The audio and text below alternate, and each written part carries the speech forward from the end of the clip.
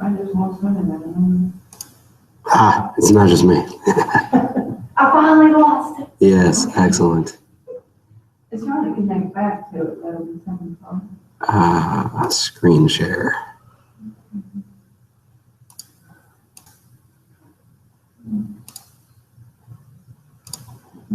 It's Control F5. Make big.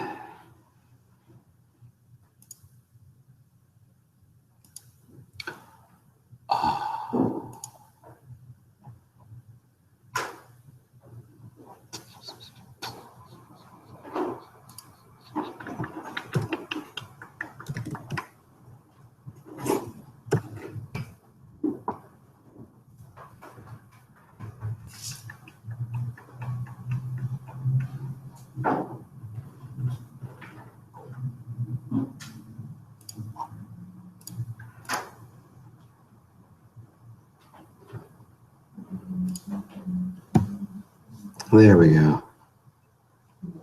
Maybe that'll work. Yeah. So we'll give everyone just a couple of minutes. Some folks maybe showing up. Usually when we have in the chamber here, we have a few folks show up. Okay. Hi, come on in.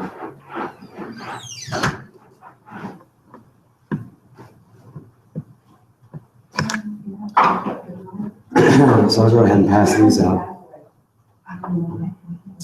If you guys are interested, there's a startup weekend this weekend. You guys know what a startup weekend is? It's really, really cool. They had these a year and a half or so ago. It's sponsored by Google Labs. If you have an idea for a business, or you're interested in entrepreneurship or whatever, different people show up. When you show up, they say, are you a business person? Or are you a designer? Or are you a technical programmer type person or whatever? And so someone might have an idea for a website or an app or a robot that flies and shoots laser beams or something like that.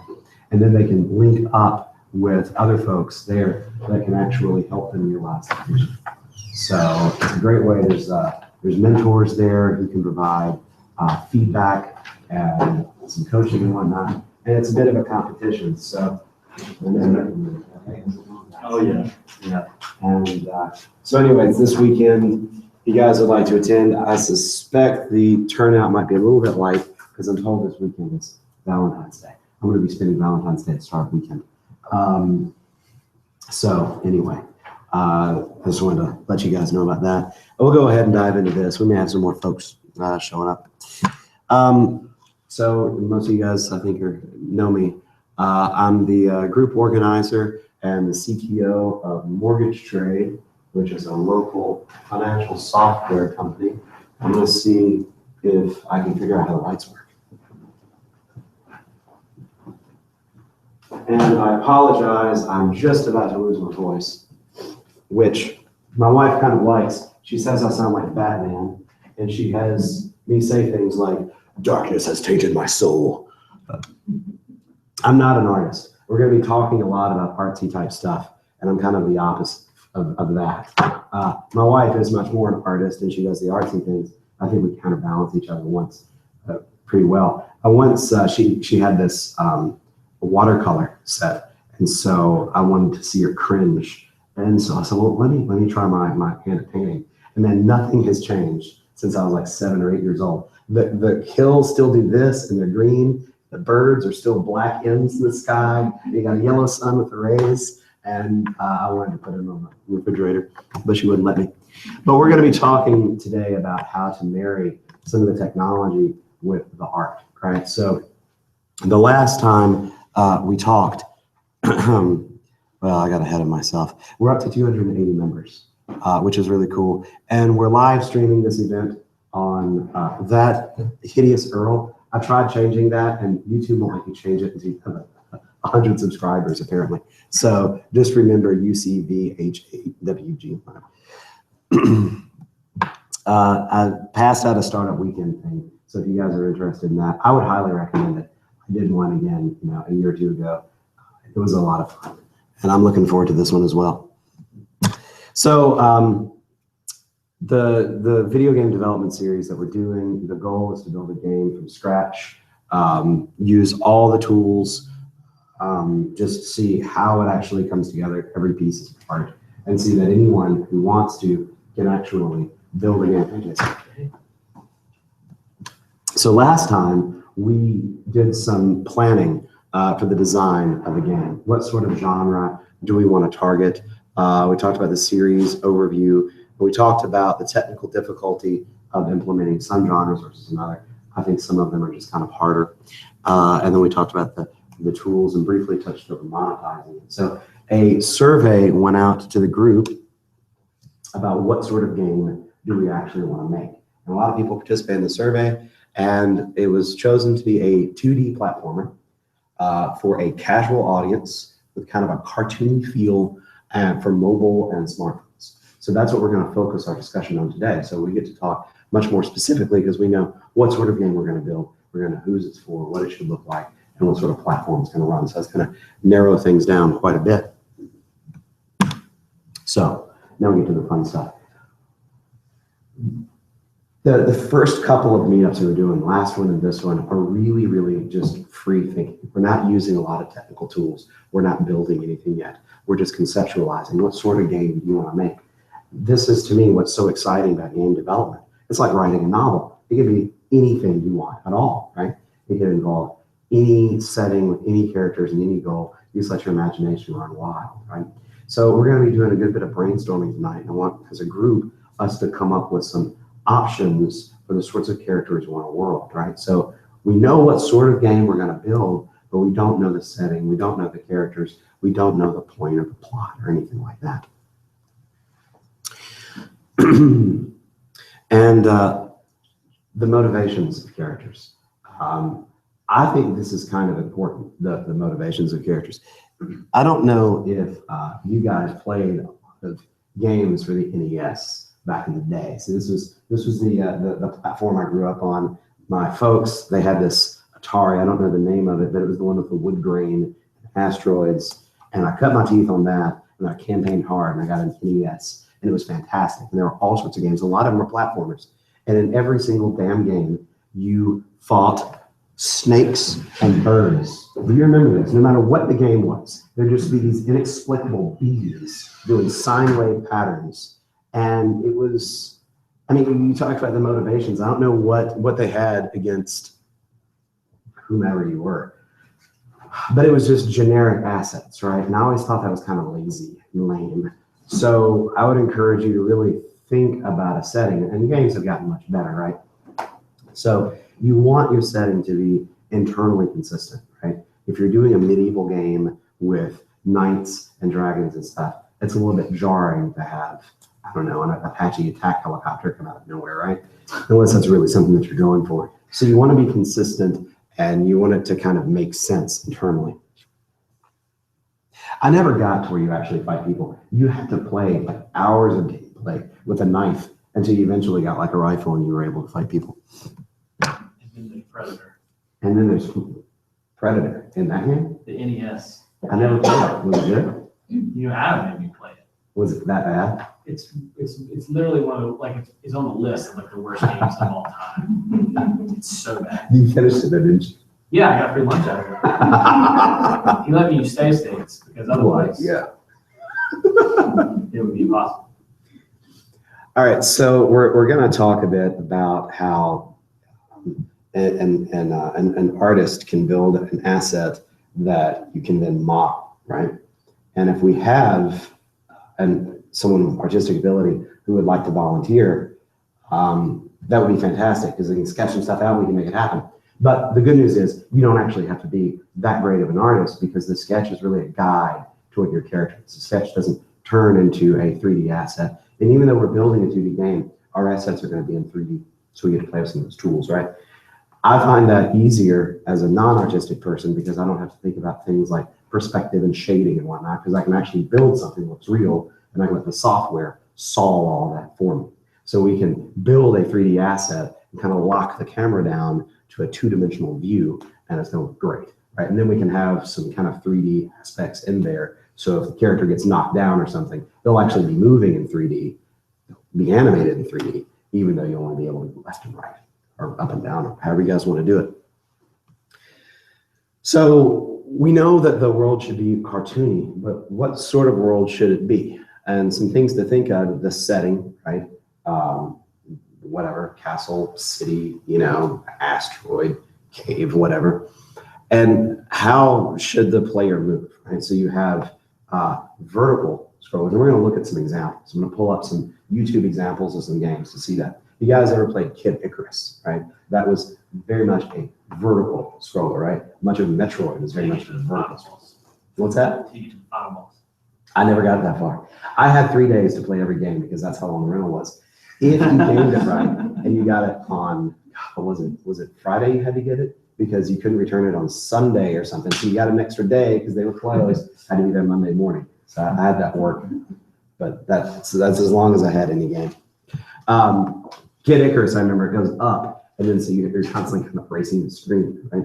You have a lot of horizontal scrollers, right? Mario Brothers, and most of them are actually horizontal, right? And then you have a number of games, especially a smartphone, that you move in any direction, right? So you might have a game where my son has a leapfrog, and he plays the thing. And as you move the leapfrog, there's a little spaceship that moves around, right? So by using the accelerometer, you can move that little spaceship in any direction. Right? So it's two-dimensional, and you're able to freely move around that plane. Right? So, and some things to think about.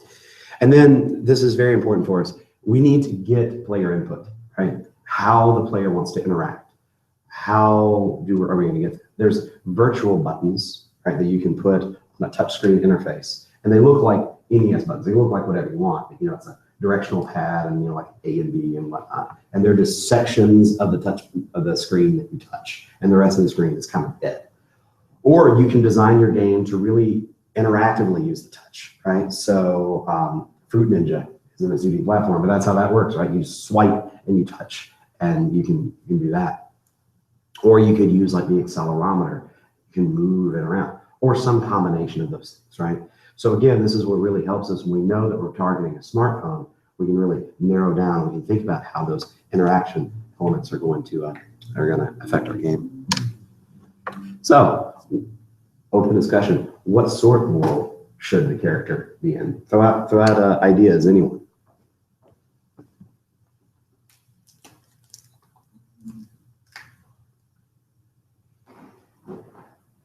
Yeah, I like that. I probably favor a fantasy setting.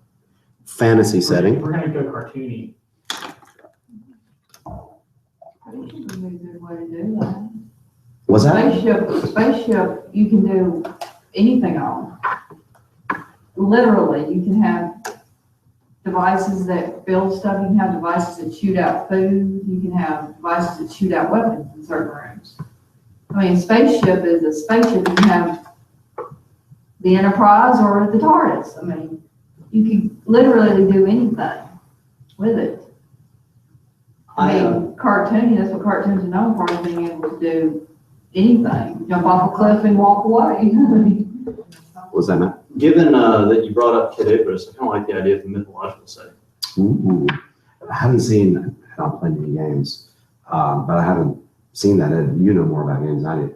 There are a lot of Kid Icarus clones or something that kind of uses in the same.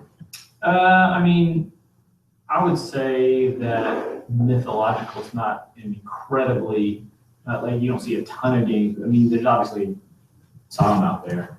As far as like 2D platformers, you see a lot of Middle Ages, Dark Ages era. And then you have Happy Wheels. Happy Wheels.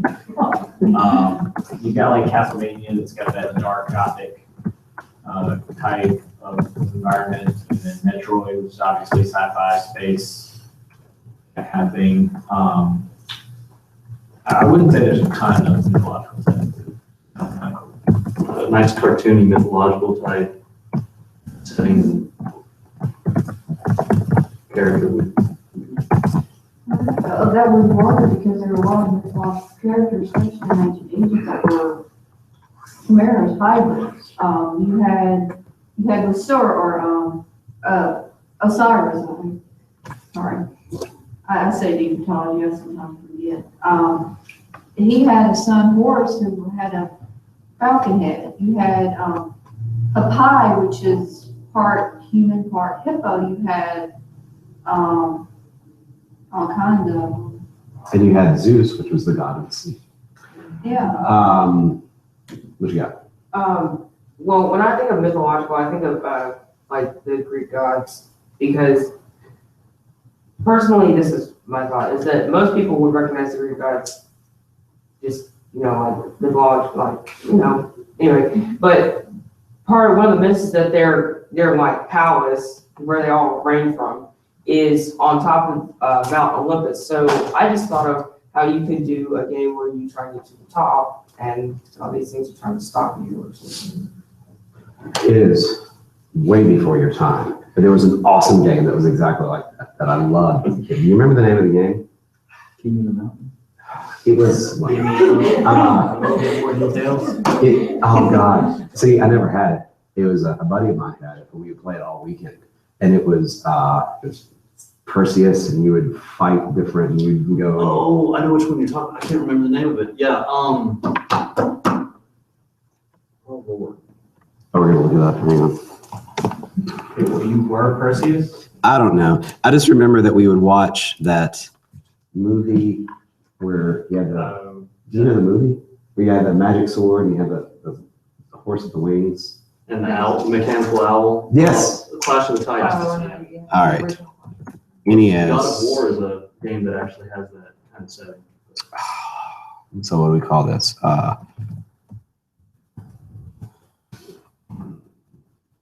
Battle of no. I think it was Battle of Olympus. It was bad, yeah.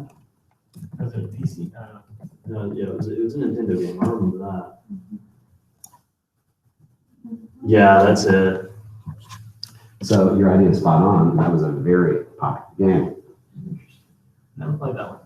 So, and I want to hear other suggestions. This is just something to think about, right? So that's a classic tale, right? You got the gods up here, and you are battling your way to the top, right? But what if you went all postmodern and toss it on its head? Because what kills gods, right? It's knowledge and technology and history and movement. So what if you actually played as the gods and you're trying desperately to stamp out things like technology and learning? It sounds like most of our candidates' political platform, but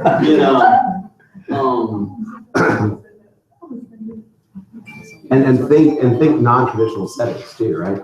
Like what if the setting of the game was a petri dish or something, right? So you're seeing the entire thing under a microscope, and I don't know, you controlled some bacteria or something that ran around it. That's just the thing to think about, right? You can turn this stuff on its head and come up with really neat ideas. I think that's already a game. Oh, It's called Agar.io. Egg what? Agar, AGAR.io. You can actually pull it up as a game playing browser. Oh, that's wild. I had no idea. You guys have absolutely nothing going on. Valentine's Day weekend, that's where it's at. What other suggestions for a game setting? So I can write them here in this notepad. And then obviously we're going to put this in the survey and we're going to vote on it. Well, if you keep the mountain theme or whatever, you can incorporate whether it's caves and new worlds that you tunnel through. So a spelunking game, is what you're saying? Sure, stalactites and stalagmites. You could do something like, well, if you're trying to do it like, keep with the mountain theme, you could do something like getting to the top of like Mount Everest or something. Which would be interesting, but I don't know. That would be, that might be a difficult thing to translate in a simple 2D game, right? Unless you just go and then you just die and you just die. Also, I did also have a question. When you say platformer, what do you mean specifically by that? Well, I'm going to show you some examples, and I think it'll help us kind of think in terms. So I don't want to see the examples first, because I'm afraid it's going to kind of limit the creativity, right? Because then we'll start thinking in terms of the examples, and we'll start There's an awful game. I'm going to show you. It's like the worst I can find. So I don't want to. Either. What else? Actually, if you want to do you want to do something cartoony, but use the Greek gods. Have y'all ever heard of a concept called Ancient Aliens? I've seen the TV Gods, show. they are aliens, but people think they're gods. Yeah. That's the latest theory on History Channel. It's kind of silly to me. I think I saw that on Stargate, yeah. Yeah, Stargate. So- And as far as the Spelunking 2D game, that has actually been done. Oh, I think all these have been done. It's actually on Neopets, Hannah and the Ice Caves. You can get wild with this stuff. I remember when I was, again, renting video games as an impoverished child, my local video game shop had this really special one straight from Japan. And I had this weird converter on it, right, to make it work. And it was called Baby Mario. And you were this baby, and your goal was to eat cake. So it was effectively Dig Dug, but it was like a big birthday cake. And every level was a eating cake. So, I mean, you just, whatever, you know? All right, so cave exploring. All right. Well, if you have other ideas for settings, we can hear them at any time, but let's go ahead and move on. So if we think about whatever that is, and these things are very closely tied together, right? So we think of it, it would be cool if we had a cave game, right?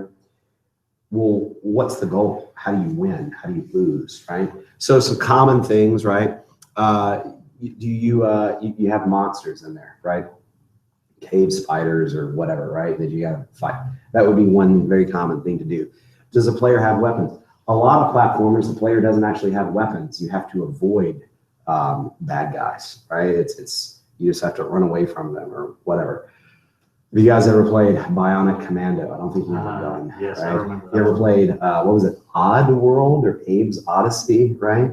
Mhm. They tend to have a heavy strategy component to them. I never like these games because I like just shooting the bad guys.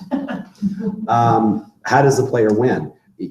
Some win states, right? You just kill everything, right? Just clear the level. You might have to get a certain number of gold coins or rings or something like that to win, or you might just have to get to the end of the level. That's probably the most common win state for a platform, right? You just got to get to the end. You jump on the flagpole, fireworks, you go into the castle, and you go to the next level or whatever.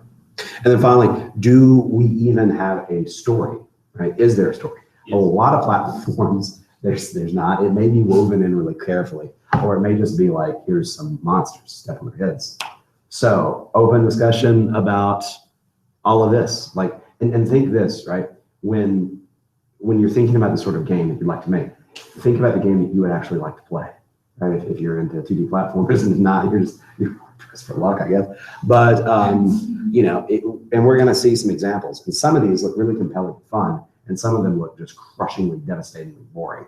So, open thoughts or open discussion. Got it, I guess. I think the answer to that is. Is it decided for it's going to be multiplayer or single player game?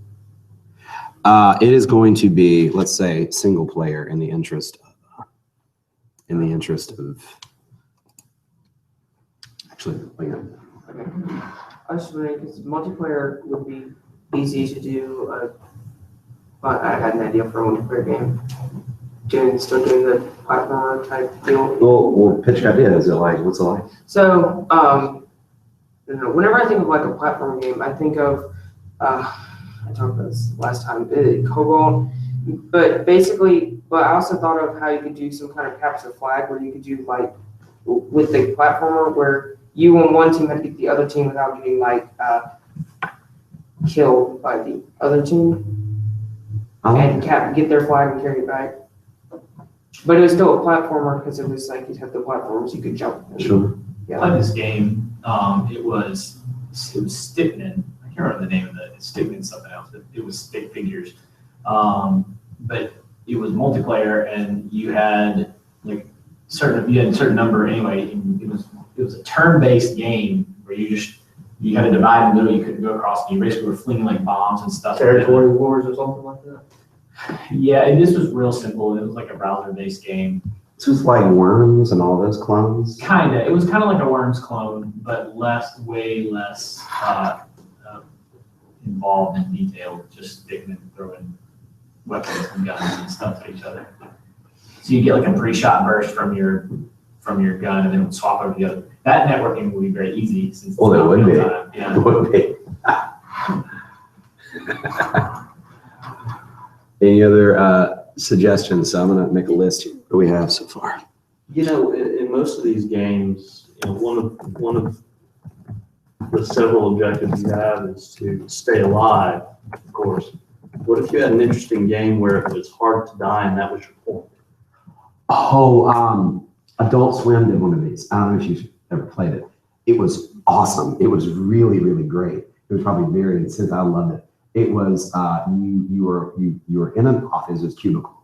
It was like 45 degrees hot down. And you had a meeting starting in 15 minutes. And you didn't want to go to the meeting, so you had to kill yourself. So you would run and you'd like smash your head in the scanner, and you try to feed your tie into the shredder and all of that. And you had health, and your time, and you had to really plan it well to try to decrease your health in that time.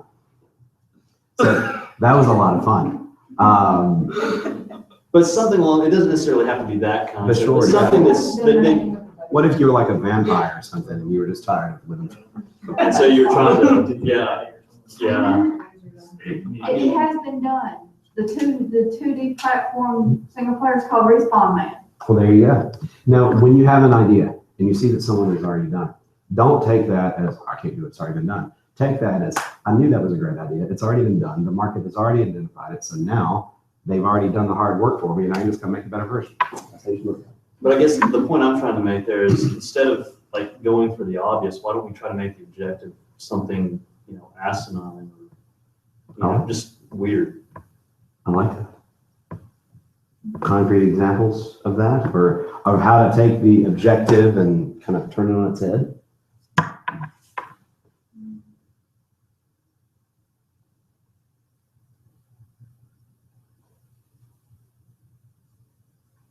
mean, I already came up with one, but. All right, so we'll say goal is to die. Maybe a vampire, or what else wants to die? Zombie wolf, man. Zombies already died, but I guess you could try and not die again, or something like that. So what if, okay, You're a zombie, try to keep all your memories. That would be fun. You try. Okay. You can just talk. Yeah, what if it was a game from the zombies' point of view? What's that? What if it was a game that was sensitive to the zombies' point of view? Oh, you trying to kill? You Zombies. trying to? So you're a zombie, and all you want to do is eat brains, But you're competing with other zombies. and you got these pesky humans that are trying to run you down with a chainsaw machine, something like that. Would that be a fun multiplayer game? There's like the human team and the zombies team. I like that. Well, zombie protagonist.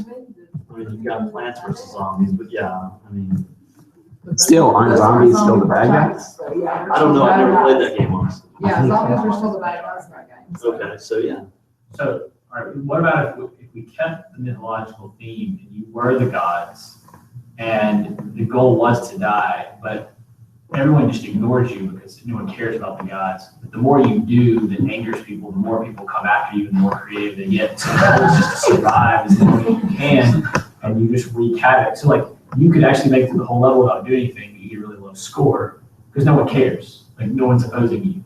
But as you start to cause havoc, like wreck a building or ruin someone's lunch or date, then people get mad and like an anger meter beats. So you're saying it's basically Rampage with Zeus. That's a great idea. Basically. Yeah, That is a great idea. So you can have a whole like achievement system, like make through the whole game without, and you get a really crappy ending where no one Or cares. he doesn't even want to die, the point is to piss off as many people as he can in the space of a round. So you have like an anti-hero. So this would be like an anti-god. So he just tries to just reap destruction. That sounds like in the sim where you can relieve disasters on your sims. Like wreck your city. So there was a game, again, you guys may have played it, called Black and White. Black and white. Yeah. Yeah, that was it. That's the one I was And trying you to think can, of. it had, at the time, it was kind of cutting edge. Based on what you did, you played the role of a deity. And based on what you did, you could either rule through love and affection, or you could rule through fear and terror. And so the world would actually get darker based on your actions. And I just remember a big cow. Yeah, then they had these cool like pseudo AI at the time pets and whatnot. That was actually the selling point of the whole game. Was you had these pets that you could train to actually do your tasks for you. You had to teach it where to poop. It was that. Yeah. So, all right, so let's think through this. So I like the idea of you basically, by your actions, you're accumulating aggro, basically, right? In the form of little pitchfork guys or something. What was it? There was actually a mobile game kind of along those lines. Pygmy God, or I mean, you had this island full of pygmies that you basically, I can't remember the damn name of it. I remember that one. Yeah. Yeah, you basically paid them. But what do you do? You either took care of them or you just kept zapping them with lightning, just whatever, you know. You didn't really win or lose regardless of what you did. It was very open-ended. No, what but- sounds like One of the first mobile games. It was, but I'm trying to remember the name of it. So here's a thought, you know, if you've ever seen the cheesy monster movies, you got the final showdown in the castle or mansion, whatnot, and all the peasants come up with pitchforks and, you know, they burn the place down or something like that. So I like that idea. I like having, you know, your actions, your little minions or something that, so what you're saying, Jason, you could give the player a world. It doesn't have to be gods. We just step away from that. You give the player a world, whatever. Just imagine a world with little guys, little, I don't know, fluffy, fuzzy guys or something like that. And as you smash up their stuff, you get angry and they come at you, which makes it more difficult. And then you get points for smashing them. And so you're basically just going on a rampage. Yeah, what I would say is like what appeals to people is Aggression. what appeals to gamers these days is options. And so if you give them the opportunity to play it like a boring platformer, and they make enough people angry to make the level easy, your difficulty is basically based on how annoying you are to the world. And then Kind of like real life. Yeah. And so, but then you can really wreck stuff up and have like everything coming at you, and that, you know, they develop new weapons to try to fight you because, you know, so you have like the world's evolving as you make actions happen, but it's really simplistic and all you're doing is smashing and then. So I like that. You know, what would make it easier to develop is if the thing that you were destroying, the thing that had value, was very well defined, right? So if you just say, bust up the world, well, now you got to create a world to bust up, right? If you say that they really like this very delicious type of fruit or something, and you're smashing all of those, it makes it much easier because then you can actually quantify that. Spoil their food, poison their water, you know, smog up their air. I mean, you know. Okay, I actually really kind of like that. It certainly would stand out. Okay, so we say beautiful world, destroy it all. Angry residents attack you. That kind of sounds like a game that I want to try and make. Where you had art school and you had to destroy it. Be careful. We might not want to make that game. Yeah. Maybe not at school, but something else. I mean, the final straw would be taken away the broadband. I mean, nothing pisses off someone from that. You know. I like that idea. All right, well, if you have any others, let's hear them. Let's go ahead and move on. All right, so let's look at some examples. All right, so this one is called Mikey Shorts. And I'm gonna see, I'm afraid to move it. The cables are very short. So we'll see if we can watch this.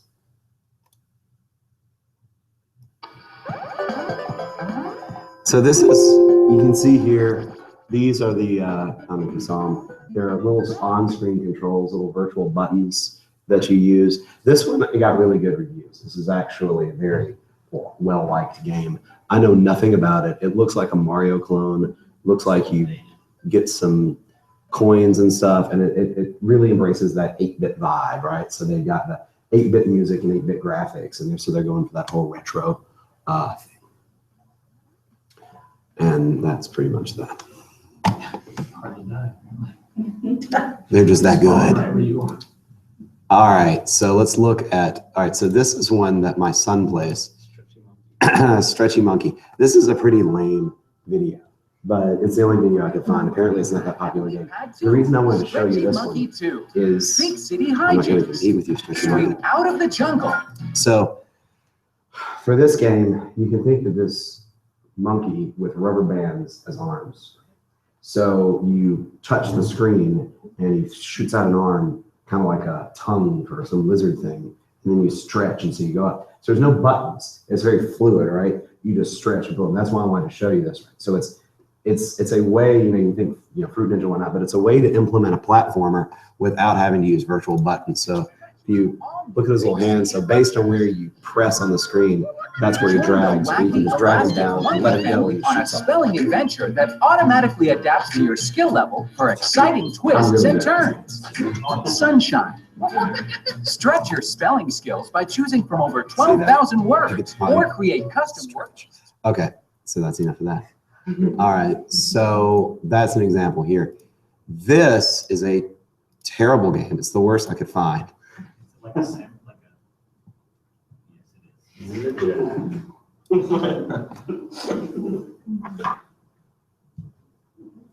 Kung Fu Panda knockoff. Oh. You have to collect minimum of 70 rings and collect key. That's what we use for these things. I don't know if there's no Does it volume. have made in China on the bottom of the title screen or something? And so this is an example of how to do it wrong. It looks like something somewhere made for like a college project or something. Coins stay on the screen for And a it- long time if you pick them up. We're gonna watch this whole video. Oh, no. Maybe not. All right, so some things that we can see that, we look at this and we laugh at it and we think, oh, it looks ridiculous. Well, part of it is the character animation, right? It looks ridiculous. It's like 4 frames. So for me, this is don't go above what you can actually do. If you can't animate a realistic panda, don't try to make a realistic panda. Make something that you can build, right? It's better to have a little blob that moves around realistically than a panda that moves around like that, right? So it's also boring. Nothing's happening, right? You run around, nothing really is attacking you. So if you've ever read about how to make a novel, right? What they say is every single scene, every discussion should have conflict, regardless of what it is.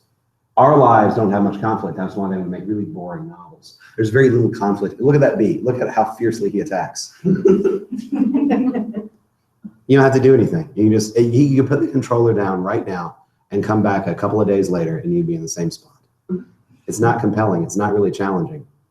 Oh, The door opened. that is horrifying. That's something born of the nightmares. So let's look at something better. And I don't know if there's actually no sound. That's just. All right, so have you ever heard of a game called Limbo? Oh, yes. Amazing game. Depressing game. It is depressing, but it's still good. For some reason, I don't have volume. You have this thing here. I did. There's volume. There's no volume here. I've had that problem with YouTube lately. All right, so Limbo is a example of what you can do with a 2D platformer, and it is a 2D platformer, but it looks very three-dimensional. So they've used several, and we're going to probably do this with the game that we built. They use several layers that move independently of each other. So, and they've used a very spooky, just terrifying and awful environment. So the whole thing is you're a small, little defenseless boy, and you're in a big, scary forest, and every single thing in here is trying to kill you. And so you have no way to attack, you have no way to defend yourself, and the point of the game is to create this really kind of isolated, hopeless kind of environment. And it works remarkably well. And you die a lot in the game, and when you die, you get reset to kind of where you were immediately. Things died. You get reset to where you were immediately, and so there's very little frustration of dying. That's something important. You don't want to punish your player for getting the wrong answer.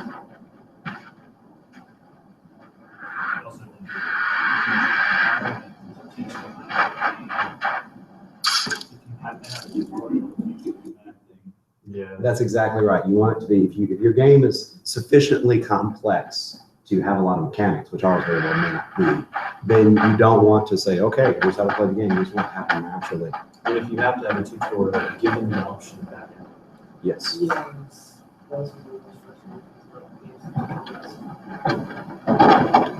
So this game looks amazing, and it was not easy to build, but it's not nearly as hard as you think, oh, that's impossible. They did a lot here with the two-dimensional physics engine, and they did a lot with really cool shaders and After Effects with light, right? If you took all those elements away, it's like, oh, this is kind of no big deal. But the atmosphere really makes it. This is not what I would consider cartoony, but it is amazing. And you can get this for any platform that you play. It's really quite depressing. All right, here's another one. This one, not the end. So this one you can see is 3D. So all the assets, God, that's a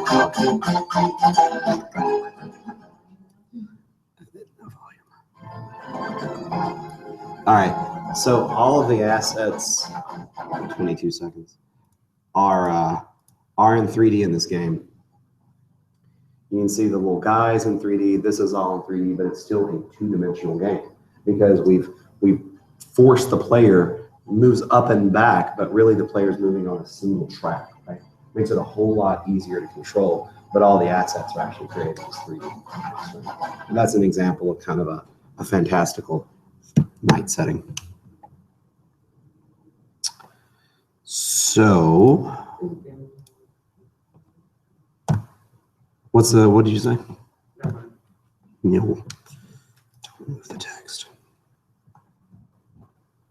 So let's talk about, we've gathered some ideas and we're going to shoot out a survey to choose a sort of game. Let's assume that we know exactly right now, okay, it's going to be, I don't know, Hand of Bear, right? He's going to throw ninja stars, whatever. So if we decided we want to build that, there are a few things. Now, just diving into a 3D program to try to build that is really, really hard. It's not recommended. That's not the way that games are actually built. So what you'll have on a typical team, you'll have one or two people or maybe more that are really very skilled artists. And so you'll have a brainstorming session, very much like the one we've had here. Say, okay, what would make a good character? We want to make a medieval game. So it's going to be knights and castles, and what would make a good character is let's say that you star as the warhorse. The warhorse never gets any play, right? So you've got a jouster on your back, but you're the horse. That's fine, right? So let's sketch out a warhorse and actually see that. So just play around with ideas, right? Just what should it look like? You know, how should it be? What aspects do we want to emphasize? It needs to have real big hooves, and let's say the hooves are on fire. Then the artist will go away, and they will create a bunch of sketches. They may create 5 or 6 or 10 sketches of different warhorses. Just let their imaginations go wild. And then they'll get back in the room and they'll say, okay, guys, here's the sketches. Which ones do we like? Which ones do we not like? And they may take elements from one sketch and another, right? I really like the head of this one. I like the hooves of this one. And this one's great because, you know, it's actually a robot or something like that. So they'll mix all those things together and they'll get some kind of near to finished rough drafts, right? And they'll sketch that out. Now, these are really usually action sketches, right? They're not boring. You can see what it would look like in the game. The horse would be in full run, you know, and it would be majestic. Right? So when they choose what they want the thing to look like, they'll do a couple of things. They'll probably create some renders of it, right? So they'll go in Photoshop and they'll actually add some textures and they'll add some colors and they'll say, this is what it should look like. Right? Concept art, really, at that, right? And they'll also create some sketched poses that you can then use to build your 3D character. For our purposes, that's really what we're looking for, right? Because I certainly do not have the artistic ability to create one of those renders, you know, where it actually looks really cool and sketch it out. Maybe we have someone who does, and that would be fantastic if they want to volunteer to make some sketches for us. But what you typically wind up with is something that looks like this. So it's a sketch of the imagined character, really kind of a boring pose, usually like this. You'll notice on 2 of these, when it's in this, the arms aren't rendered, or they're rendered separately. That will really help your 3D modeling, right? So you sketch these things out, an artist will do this, and it's all proportioned, and then you can bring that into Maya or any program you're using, and actually create it as planes, so when you're building your geometry, you're building it to that, right? So it's kind of like, I'm not an artist, but I could trace a sketch an artist made. Well, it's kind of like tracing the sketch in 3 dimensions. So if we look at what that actually looks like here's an example of doing this. Right? So this is from a YouTube vid that's actually a tutorial for doing this. So you start out with this cat-type creature that an artist has created. They've done some sketches. And then as you're building the geometry for the body, they created 2 planes that intersect. So as they rotate it, they're able to see. So they're not just freewheeling this chest, they're bringing the chest out to the cat's dimensions, right? And they're getting it right from every angle. And so it's really, again, it looks intimidating, but it's really not. Because if you can work some vertices in Maya, you can work some edges and some surfaces, you just slowly work it until it looks like what it should. Right? So it's really not as difficult as you might think. And this is when we create our character. Next sit down, this is actually what we're going to be doing. Right? We'll see how good I am or someone else who want to run it. That's fantastic. If you know more Maya, go for it. But we'll see how closely we can get with our character to this. And then just to kind of give you an idea of how the model building works, there's 4 distinct stages to it, maybe more. I just use 4. So if we created the geometry for this, we would have a very boring cat, no texture whatsoever, with their arms outstretched, right? Not a really good game thing. So the next thing we do is we would texturize it, right? Here we got to lean really heavy on the artist as well to come up with the textures and what the thing should actually look like, right? So we texturize the cat. So now it looks like a real cat, but it's still kind of boring because it's got its arms out like this. Then what we would do is we would rig it. We would put in a virtual skeleton into the arms, into the hands, into the legs. And so we could actually move the cat around. And as part of that, we would determine what part of the cat's skin, the surface of it, should deform with those joints. And we would play around with that until we had a cat that could move fairly realistically, right? Still doesn't actually move, but it could move, right? Then finally what we would do is we would create animations. So we would say, okay, now we want the cat to swing its fist. And we would work out all the animation frames that would move that armature, that rigging, to actually deform the cat, make it look realistic, right? And so that in a video game, it can be like a separate team or a separate department, just working out those animations. Then the video game programmers can then take those assets in and have them run around their game engine. You can invoke those animations, right? It's time for the cat to hit something. They just say, swing your arm, cat. And the model actually does all of that. Does that make sense? So it's one of those things that looks difficult until you actually get in there, and it's really just a series of steps that you take, right? And if you have this sketch built, you can use it as a guide. It's much easier to actually create that model. Any questions or anything? So we collected some settings, right? Got those. Let's see what we wound up with. For the settings, we've got knights and castles. I didn't know how to spell medieval. Spaceships, a mythological setting, cave exploring. Any other settings we want to add to this? Well, I guess I'll say modern day. If we wanted to do something like with mythological gods, just set in the time they didn't care about them anymore. Okay. Any others? All right. Game goals, we said a multiplayer capture the flag type game. The goal is to die, so you're instead of trying to stay alive, you're trying to do the opposite. A zombie, I'm going to combine these two, where you're actually the protagonist and you want to keep your limbs. That's and not die and maybe brains. So we're kind of combining. It's impossible really to kind of separate the goal from the protagonist, right? What do you want to do is tied up with who you are, right? So So I like that because it kind of captures both of those things.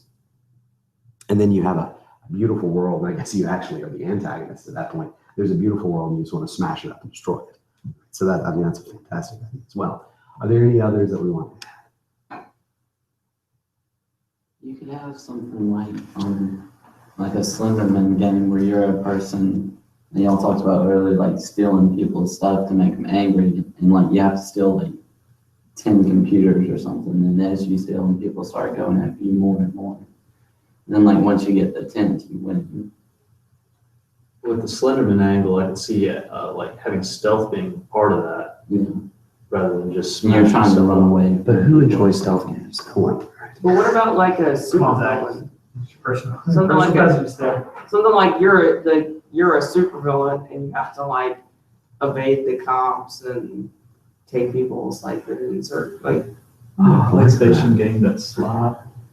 I like that. that's Like, there's a game like that called Evil Genius, where you basically have your own space, but it's not a platform. It was a Well, PlayStation that 2 works. game and they remade it basically, but yeah, it's called Slide or Fox and you have to go and like I think that's right. it's like you the have Slide to- trilogy, you know? So you're basically the thief or the bad guy, right? And you gotta steal stuff. Yeah, but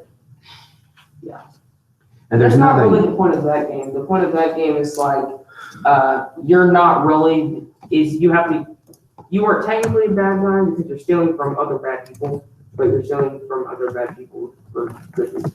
Kind of like. like Robin Hood. Yeah, yeah. Yeah.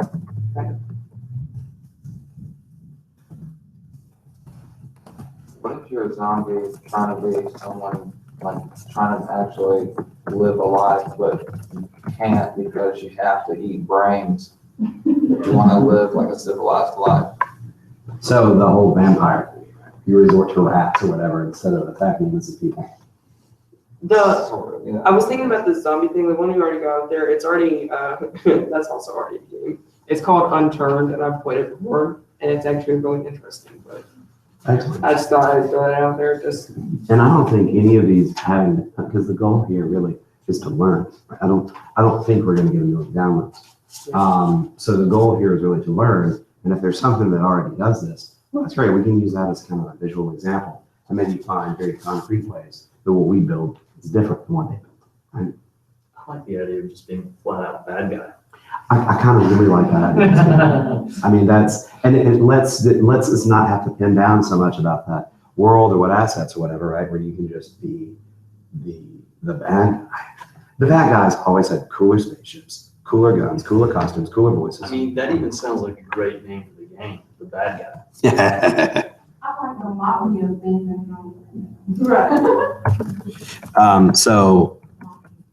So most of my video game knowledge comes from the 90s. And there was a game called Dungeon Keeper. Yes. Was it? Dungeon? I was thinking Dungeon Siege, but you're right. It's Dungeon Keeper. Where, you know, your hack and slash Diablo types, you know, you go through a dungeon, you were the overlord. And so you had these heroes invade your dungeon. And I mean, it really is like, you're just minding your own business. You got your dungeon. Everyone's just, you know, driving You're along. raising your monsters and your vampires and everything. They come in and try, and so you have to, you know, you mount the fence. So it's strategic. Like, I never actually played the game, but it's strategic. And Oh, it's great. Yeah. And it's multiplayer too. So, I mean, you know. Who's that? Bullfrog? I can't remember who made it, but it was a great game. I lost so many hours playing that game. Yeah. So with the idea about like like you're a supervillain, you have to hurt other people. Personally, I think that'd be kind of difficult to do inside of the realm of like a platformer. But I was thinking you could also make it multiplayer, because you could team up with other bad people to do like bigger things or something. So like I don't know. When I was thinking of that, I was thinking of like Minecraft, where even though you can still do your own thing, you can also team up with other people because you know. I like the idea of taking candy for babies and tying women to railroad tracks. So. See, most games, they lose their nerve. It's like, you're a bad guy. Actually, it turns out you're not really a bad guy. You're actually a good guy. You're just misunderstood. No, bad guy. Just bad. Just straight up. Just bad. Doesn't Like- have to have a real reason. Just, you know. I like something like Megamind. he was, But they weeked out here. It was actually good. I just watched Megamind. yeah. So if there are any artistically gifted volunteers to create a few sketches, what's going to do? I'm going to send out a survey, right? So if we choose, and it's let's give a week on the survey, right? So we'll give it a week. Whoever responds, think about it, whatever. Is that too long? Do we need to shorten that? You think? I never got this survey last time. Are you part of the meetup group? No, I just thought you would post, Probably I just not. thought you would post it on the page. No, because then you have riffraff from the internet coming in. And you never want to open up surveys to the internet. Well, it's fine, as long as you don't have your writing in the answer box. That's the kiss of it. It's some interesting answers, I'm sure. Ask Mountain Dew. No, don't ask. So anyway, so let's give it until Friday for the survey, right? So I'll send out a survey Friday night, I'll grab the results, tally it up, and we'll see kind of where we stand. So I'll send out an email for everyone. Here's kind of where, things are. And so if anyone's artistic, shoot me a message or say something now, whatever. Think, oh, it'd be cool to be a bad guy. Here's what I think a bad guy should look like. It'd be cool to terrorize villagers or whatever, right? Here's what a villager should look like. And so if it's a zombie thing, here's what we think the zombie should look like, whatever. Sketch it out. But what we're going to try to wind up with is that perspective sketch kind of looks like this, right? We can use that to actually model it. Now, in the interest of time, we're probably going to have time to model the protagonist, obviously, right? And animate the protagonist, and probably one, maybe two bad guys, good guys, depending. Right? So, and when we sketch this stuff out, we need to think that we want to make it easy for ourselves, right? So if it's minions are great, because minions would be easy to animate. I was looking like, oh, that's brilliant, right? Little things like that, and being cartoony naturally trends to that, right? It lends itself kind of to that. But creating kind of simpler characters really helps there. Okay, so next time we're actually going to be using my LT to build the models. We'll learn how to do that. I think you guys are going to really enjoy Maya. So when we meet again, it'll be more hard skills, and I'll show you the basics of character modeling. It's going to be a lot of fun. Any parting thoughts? Kind of unrelated, but have you seen some of the press regarding Amazon's new game lift service and the lumberyard engine? No, what is that? So Amazon, like yesterday, released a cloud-based service that integrates seamlessly with this lumberyard game engine. That's actually built. They licensed the Crytek engine and repurposed it. Wow. So the whole point is you can develop a game either with this lumberyard engine or using the Amazon's Game Lift client server SDKs, and fully multiplayer and everything. You basically build up your service, you upload it to their Game Lift service, and they'll automatically scale out fleets of servers to handle your multiplayer. So are they competing with Steam then? Not directly. Not in terms of selling games, but in terms of providing cloud-based multiplayer services.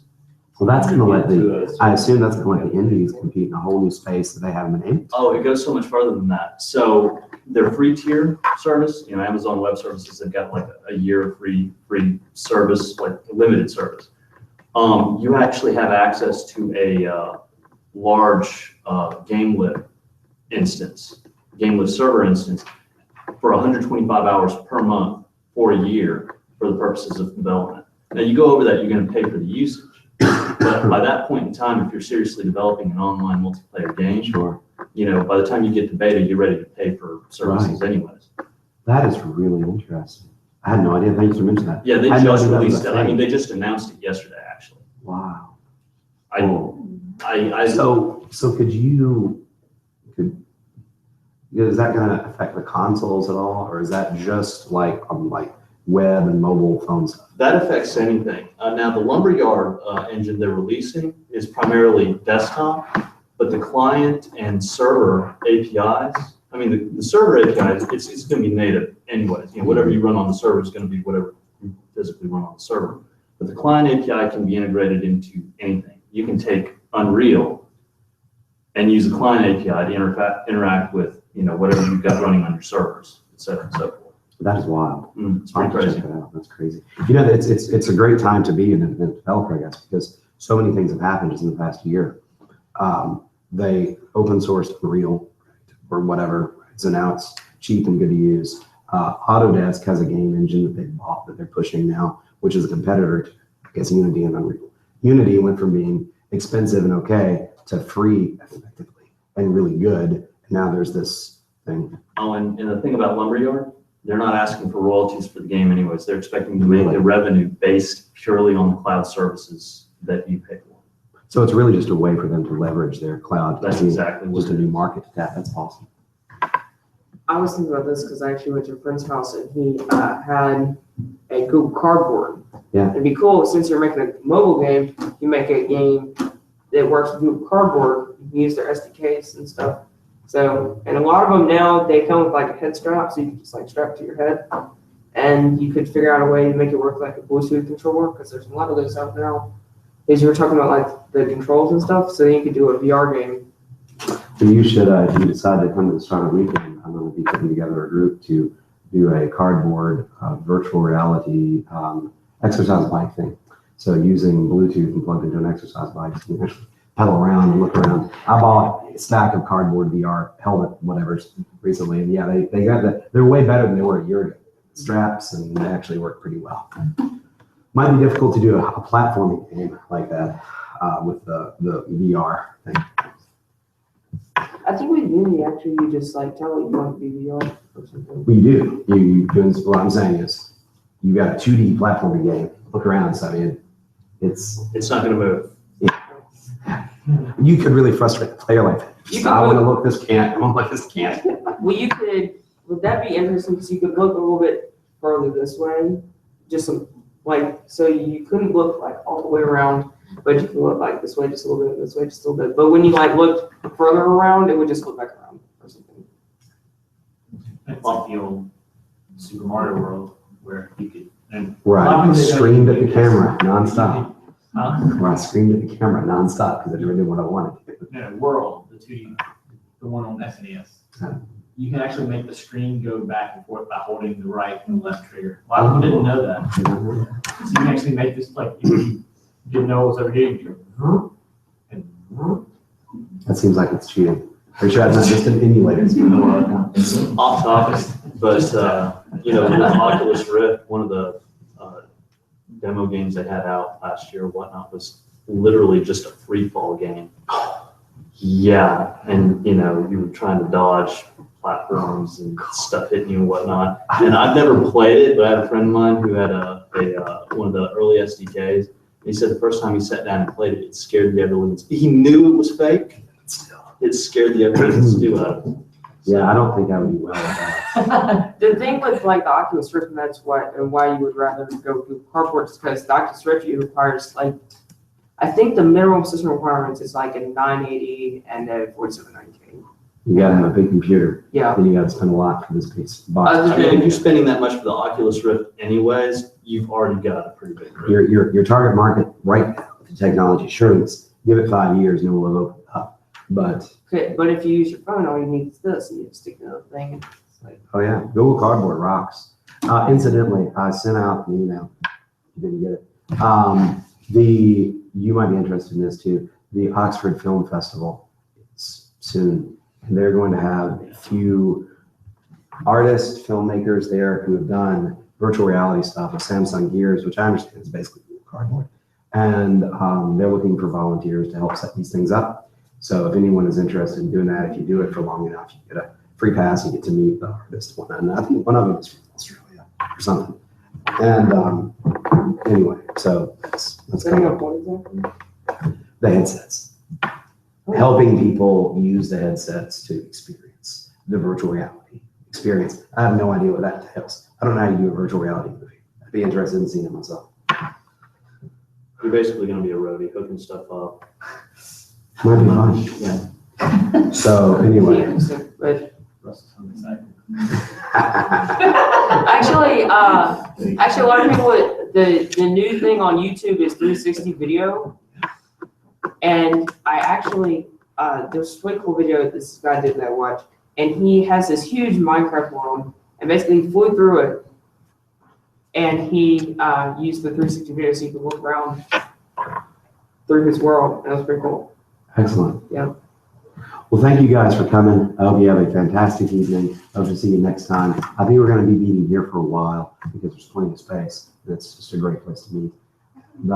If you're interested in assisting with any of the art, sketchy stuff, shoot me an email. And we'll get you included and we'll all be good. Otherwise, just be sending out a survey and I'll try to do it myself, probably left-handed. All right, thanks everyone. Get your lodging before next time. Yeah, well, you know, and I got a pitch at the start of weekend. Oh, man. Yeah, you better, Hopefully it's better by then. just don't talk to us. Yeah. Just gesture and work. So I know most focus this year is probably going to be this game development series. Yeah. But have you thought about putting together like a cloud-centric series? You know, we did Windows Azure once upon a time. And we did, I think they did this once upon a time. But we haven't done a series. I think that's a great idea. The reason why I ask is I've been basically living in the AWS world for the last year and a half with a lot of my consulting work. I want to do something to do, especially with some new stuff like that coming out. Really? Yeah. I know it's kind of changing all the time. One of my clients, I basically, I've cut a lot of his compute costs down to almost nothing, moving from dedicated EC2 instances to these Lambda services that are only run when you execute them. So he's only paying for what he actually uses. Yeah, and it's they just opened up, primarily it was like Node.js that they were running on these Lambda instances, but they just opened up Python to it. And one of my clients, he actually uses Python. He's an econometrics guy, and so that's what he's comfortable with. Right. And so I moved a good deal of his RESTful API over to AWS Lambda services with an API gateway. He's paying like 1/10 what he was paying for with a dedicated Ruby on Rails EC2 instance. Yeah, it's amazing. So, but little things like that. Thanks, Shelly. Drive safe. This game lift service that they've just released, I'm doing research into it. I always get all That sounds great. That's Amazon doesn't build something that doesn't fantastic. They've got the infrastructure to support that kind of stuff too. So it's a big deal. There's a Anyways, whole. if you ever think about going that route, let me know. I'd love to contribute. Yeah, no, I really, yeah, I think that's a good idea. We'll wrap this one up and see, but yeah, if you want to. The reason why I think this was such a big deal. Thank you guys for coming out. Let me know next time we're at the cigar shop. Yeah. From The sense of Burn Stickland. accomplishment. I know, I'm not an idiot, I know that it's not a real accomplishment, but the sense of accomplishment when you get the achievement, and so with them all, it's another, just like, level of that. There's a little psychology behind it, so. Yes, I did. Thanks, everybody on the internet. I'm going to turn you off now. Was anyone tuned in?